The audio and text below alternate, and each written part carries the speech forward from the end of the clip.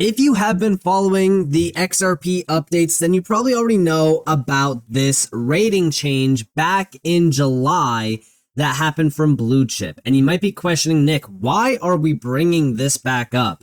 Well, back in July, Blue Chip put a new rating on RLUSD by Ripple. They gave it an A.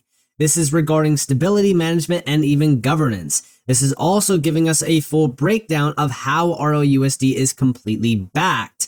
And it's interesting because this was a huge update in the market, because at the same exact time that RLUSD received an A rating from Blue Chip, Tether got a D rating.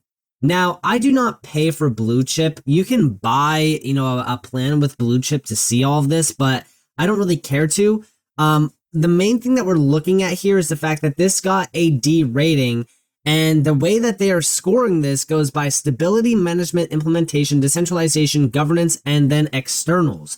It also backs, it's also backed by the core team, the audits, the native chains, and then the links. And I laugh at audits because I'm sure that there's probably 0 audits done on Tether at this point. It's crazy that, Tether having the market cap that it has, which is well over $184+ billion. This is one of those stablecoins that has yet to have a full, complete audit done. And everyone's still questioning, like, hey, it's 2025. We still don't have a complete, full breakdown of Tether. Like, what is the big deal here? Why have we yet to see a big update behind this? Now, on top of this, we are constantly seeing RLUSD spotlighted now as being fully transparent, fully compliant, because it is, right? Like, if we're thinking about Ripple and all of the recent reports put out behind RLUSD, we've been seeing RLUSD continuously making big moves. We've also been seeing, of course, the transparent side of Ripple being spotlighted as well. You got to remember that Ripple is a private-based company. They do not need to be transparent at all. RLUSD, it's a little bit different, obviously. With RLUSD, they need to be transparent on the backing and the full monthly attestations, which, they are very transparent on. But it's crazy because we're constantly seeing more and more updates around RLUSD, more expansions, major, moves, and we just got another big one. In fact, we got it on November 27th. Now, focus on the dates here. This is very important. So we have here, compliance and trust are non-negotiable for institutional finance. That's why RLUSD has been green-listed by Abu Dhabi's FSRA, enabling its use as collateral on exchanges for lending and on prime brokerage platforms within ADG or AD Global Markets, the International Finance Center of Abu Dhabi. Another major step as RLUSD becomes the compliant, trusted settlement asset for the region. Crypto exchanges are not safe. It does not matter the size of the exchange either. Bybit, the 4th largest crypto exchange by trading volume, recorded one of the largest crypto hacks in history back in February, where $1.4 billion was stolen. And if we're looking at some of the top 10 crypto hacks in history, most of these are resulting from major exchanges. So where do we store our crypto outside of cold storage devices? Well, iTrust Capital offers premium custody accounts, which is one of the safest places to store your crypto, because these are fully closed loop systems which are designed to isolate and protect assets. And the best part about this is that if you are holding digital assets on their platform, they can only be withdrawn in USD linked to a US bank account, which means no external wallet connections can happen, which reduces the exposure to phishing or unauthorized transfers. So if you guys do want to tap into one of the safest places to lock up your crypto, you could sign up utilizing my link down in the description below right now, where you deposit $1,000 and you get a free $100 funding bonus today. We have over here from Reese Merrick, another milestone for Ripple here in the Middle East. RLUSD is now approved for use as lending collateral within AD Global Markets. This year has seen some awesome momentum for Ripple in the Middle East. Can't wait to keep building on these solid foundations as we head into 2026. Now, the full breakdown over here, we do have Ripple's RLUSD recognized as accepted fiat reference token for use within Abu Dhabi's ADGM. We have down here that Ripple, a financial technology company, which we already know about, has been recognized as an accepted fiat reference token by Abu Dhabi's Financial Services Regulatory Authority, enabling use within the ADGM, the International Financial Center of Abu Dhabi, the capital of the United Arab Emirates. We also have RLUSD is now eligible for use by authorized persons licensed by the FSRA to carry out applicable regulated activities, provided that they satisfy and maintain compliance with firm-level regulatory obligations relevant to the use of fiat reference tokens. Noting ADGM standing as a leading international financial center known for its robust and progressive regulatory standards, this represents a further significant step in establishing Ripple stablecoin as a trusted compliant settlement asset in the Middle East. In addition to the FSRA's recognition, RLUSD also recently received approval from other regulators within the region. The FSRA's recognition of RLUSD as a fiat reference token reinforces our commitment to regulatory compliance and trust, two non-negotiables when it comes to institutional finance. And this is, of course, from Jack McDonald. With a market capitalization of over $1 billion and growing adoption in core financial uses like collateral and payments, RLUSD is quickly becoming a go-to USD stablecoin for major institutions. This momentum is helping drive the next wave of secure, compliant digital asset adoption around the world. Issued under a New York Department of Financial Services limited purpose trust company charter, RLUSD has reached a market capitalization of over $1.2 billion since its launch in late 2024, with stringent safeguards including one-to-one USD backing by high-quality liquid assets, strict reserve management and asset segregation, third-party attestation, and clear redemption rights. RLUSD is designed to meet the highest expectations of both regulators and institutional users. And then, of course, down here, the UAE continues to set a global benchmark for digital asset regulation and innovation. ADGM is recognized globally for its robust and forward-thinking regulatory leadership, so this approval reinforces RLUSD as a compliant stablecoin that meets the highest standards of trust, transparency, and utility. This recognition is yet another step forward for Ripple's operations in the region, where we are experiencing surging interest in our products. We look forward to continuing working with our partners and regulators to support the safe and rapid adoption of digital asset technology across the Middle East. We congratulate Ripple on achieving this important milestone. This is from the Chief Market Development Officer at ADGM. We look forward to seeing them make use of our robust regulatory framework designed to support the sustainable growth of innovative firms and ensure that the highest international standards of governance and compliance, which continues to set global benchmarks in the digital asset space. Abu Dhabi's commitment to fostering innovation, transparency, and trust positions Abu Dhabi as a leading hub for the next generation of financial services and digital finance. This regulatory clarity is crucial for accelerating the use of RLUSD in key enterprise use cases, including integration into Ripple's cross-border payment solution, enabling seamless on and off ramps into crypto ecosystem, and supporting capital markets via Ripple Prime. Yeah, I mean, listen, this is a huge one. Obviously, this is one of many major announcements from Ripple within, of course, the Middle East and Africa. We have here Ripple recently announced a new strategic partnership in Bahrain, which sees the company taking its first step into the kingdom, as well as its first custody customer in Africa in Absa Bank. These announcements follow earlier wins, such as the news of Zen Bank and Mamo as the first customers to adopt Ripple's blockchain-enabled payments offering in the UAE. Now, again, I said, focus on the date. This is November 27th. Why was I bringing up Tether? Well, because we just got a huge breakdown from the S&P. We're talking about the S&P Global. That's right, the S&P Global. They just put out a full rating of Tether. And guess what they gave it? They gave it a 5. The asset assessment is 1 to 5. 5 being the worst, aka weak. 1 being the best for very strong. We have here the summary. S&P Global Ratings has reassessed the ability of Tether USDT to maintain its peg to the US dollar to 5, weak, from 4, constrained. The negative revision reflects an increase in higher risk assets backing USDT's reserve since our last review. Issued in 2014, USDT is the longest standing stablecoin with the largest volume in circulation. Its price has remained relatively stable in recent years and over the past 12 months.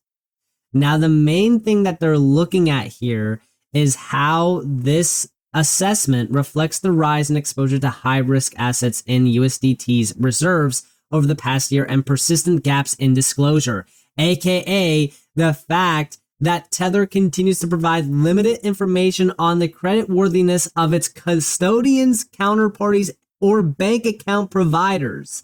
Again, because we have yet to see a full, complete breakdown. Listen, if we're thinking about Tether, why are they not transparent? Why do they not just, come out with a full audit? We have yet to see a full audit. But the fact that this happened on November 26th, this happened on November 27th. It's a night and day difference between RLUSD and Tether. And of course, we did hear from the CEO of Tether. The S&P regarding your Tether rating, we wear your loathing with pride. Oh, of course, because why wouldn't you? For the longest time, you just haven't been transparent. The classical rating models built for legacy financial institutions historically led private and institutional investors to invest their wealth into companies that, despite being attributed investment grade ratings, collapsed, pushing worldwide regulators to challenge such models. The independence and objective assessment of all major rating agencies. The traditional finance propaganda machine is growing worried when any company tries to defy the force of gravity of the broken financial system. No company should dare to decouple itself from it. Tether instead built the first overcapitalized company in the financial industry with no toxic reserves, and yet is and remains extremely profitable. Tether is living proof that the traditional financial system is so broken that it's becoming feared by the emperors with no clothes. Now, again, what's interesting about this, okay, is he's saying all of this, but guess what?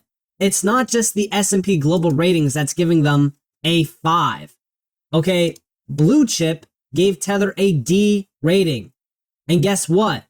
When we're looking at this, it's not just, this isn't your traditional financial player. No, they are assessing all stablecoins within crypto. This is a crypto native rating platform.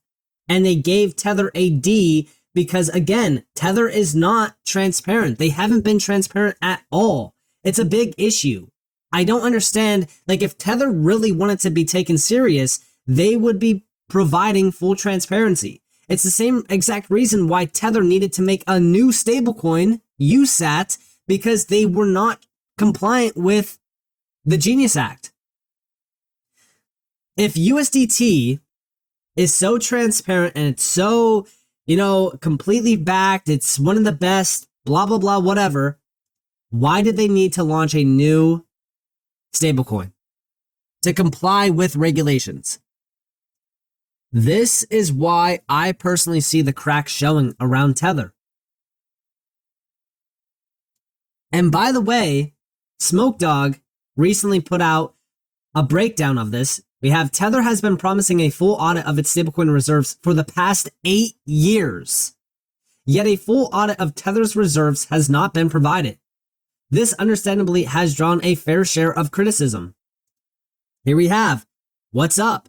Tether has been promising a full audit of its stablecoin reserves for the past 8 years. Over here, Tether is in talks with a Big Four accounting firm to perform a full reserve audit as of early 2025. Guess what? That never happened. Tether has still only provided attestation quarterly reports, not a full audit.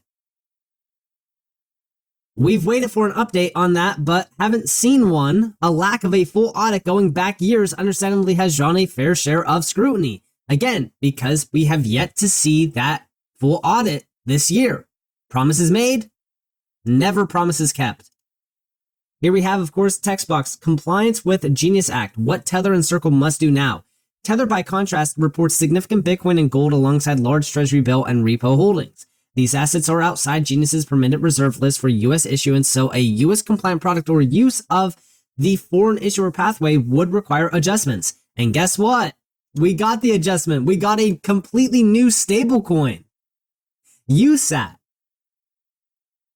And also, this kind of goes back to what Brad Garlinghouse said back in 2024. You guys probably remember this video because, again, we did have, of course, Tether's CEO going on X and having a complete breakdown, which we'll also go over here in a second. But we have here from Good Evening Crypto, just in, U.S. government is suing Tether. Ripple CEO Brad Garlinghouse issued a black swan warning about Tether, the largest stablecoin issuer on the planet. The U.S. government is going after Tether. That is clear to me. This would have a major impact as Tether is over 111 billion. They're at 180 plus billion now. But Brad doubled down explaining crypto is here to stay, possibly completing 10x to 100x gains over the next 5 years. Check it out. FTX and Binance were the two most important, most influential, and probably SBF and CZ were the two most important players in crypto. Now you've got one definitively in jail, one, I guess, potentially headed to jail. And, you know, I bring this up in context of black swans is like, it's hard to know. But on the positive, think about the freaking resilience of this industry and market that 2 years ago, somebody who I thought I knew a lot about what was going on in crypto, I would have said these are the two most important companies. The CEOs of the two most important companies now either are in jail or I think headed there. Yeah. Unfortunately, in some ways, I mean, the CZ stuff I'm less close to, and so I don't know as many details. But look, the resilience of the market, that should give us immense optimism. Yes. About what's coming. Do I think there's going to be another black swan? Of course, 100%. I just don't know exactly what it is. The only one that's going to be an interesting one to watch, and I don't even know how he calls a black swan because I feel like black swan by definition can't really be, it's like predicted. Oh, didn't see that happening. Yeah. The U.S. government is going after Tether. That is clear to me. I view Tether as a very important part of the ecosystem, and I don't know how to predict the impact that will have. Yeah, I mean, listen, I do think that at some point in time, the Tether train is going to run out of steam because, again, I find it so interesting that we have yet to see a complete breakdown from Tether. We got promised it this year. We still didn't get that. Now, if we go over here, this is Tether CEO defends against Ripple CEO claims of U.S. government scrutiny. What we know. Tether CEO Paolo has responded to comments made by Ripple CEO in a recent X post. He criticized Garlinghouse for spreading fear while Ripple itself is under investigation by the SEC. Guess what? They no longer are. And they are launching a stablecoin. They already did. And so far it's been pretty good. Ripple's concerns over Tether scrutiny. Earlier on May 10th, Brad Garlinghouse expressed concerns that the U.S. government focused on Tether could significantly impact the broader cryptocurrency environment. Now, again, we already went over what he states. Now, Tether's defense, he defended Tether's operations, highlighting its stability, liquidity, and compliance measures. Again, if they were so compliant, if they're so transparent, if they're so stable, why did we have to launch a new stablecoin to comply with new regulations? Now, on top of that, he noted that USDT has demonstrated strong price stability and is supported by highly liquid reserves and top-tier custodians. Oh, really? The same custodians that the S&P Global is now viewing as, limited information on these creditworthiness custodians. Interesting. Now, on top of that, we also have Tether's adherence to OFAC and SDN list and its proactive collaboration with law enforcement worldwide. Again, if Tether has been so, transparent, they've been working with all these players, they have strong price stability, all this stuff, all this great stuff. Why has it been 8 years without an audit? Why can they not keep, promises if they're going to have a full audit? Where is it? On top of that, why did we need to launch a new stablecoin? And then, of course, Tether CEO detailed the company's efforts to maintain transparency. Again, maintain transparency. 8 years without a full audit, by the way. He mentioned Tether's collaboration with 124 law enforcement bodies across over 40 countries. This is all great and all, but let's just be honest here. They had to launch a new stablecoin to comply with regulations. Number one. Number two, it's been 8 years without a full audit.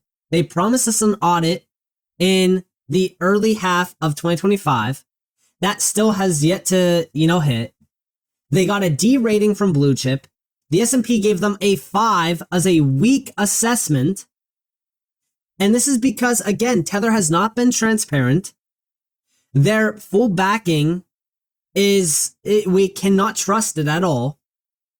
Their custodians, their counterparties, their bank accounts, all that kind of stuff. Again, there's limited information on all of this. For Tether being the largest stablecoin issuer in the space, and for Tether, you know, their CEO saying like, oh, hey, Tether's one of the strongest, it's overcapitalized, it's one of the greatest, you know, companies out there. Why are they not transparent? Why are they not giving us a full breakdown? If they were not worried or concerned at all, they should have already had a complete full audit. This is why I can't trust Tether. Until we get a full audit, I cannot trust Tether. It's just that simple.